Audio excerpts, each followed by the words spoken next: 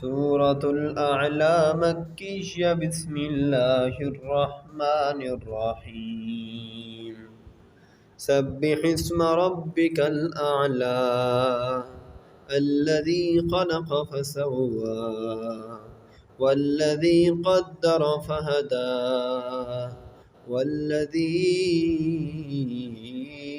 أخرج المرعى فجعله غثاء أحوى سنقرئك فلا تنسى إلا ما شاء الله إنه يعلم الجهر وما يخفى ونيسرك لليسرى. صدق الله العظيم.